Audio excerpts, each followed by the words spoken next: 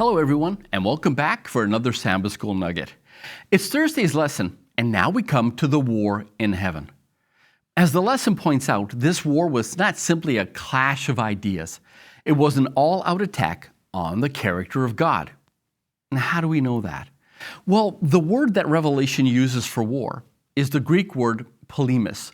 It's where we get the words politics and propaganda from. Now, let me ask you, how do politicians fight with one another? Well, they attack each other with words. Now, here in North America, we call it mudslinging. It's a term that means we try to damage somebody's name and reputation by saying things about them that may be insulting or untrue. In other words, they tell lies about each other. Now, why would they do that? Because they want to change the way you see the other person in hopes that you will change how you think and behave towards that person. Now, this is exactly what Satan did to God. He threw mud on God's character and reputation. He accused God of being unfair and that his laws were unjust, and as such, he argued that God could not be trusted.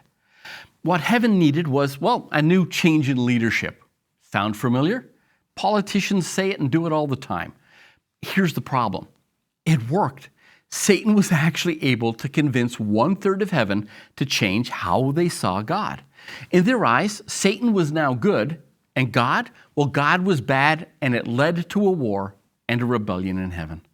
And how did God respond to all of this? Well, he responded the same way God always done and does. He tried to save his fallen angel. Look at this from the great controversy. God, in his great mercy, bore along with Lucifer. He was not immediately degraded from his exalted station when he first indulged the spirit of discontent, nor even when he began to present his false claims before the loyal angels. Long was he retained in heaven. Again and again he was offered pardon on condition of repentance and submission. Here we have a fallen angel and a redemptive God. The first wanted all of heaven for himself, and the other who left heaven in order to redeem us to himself.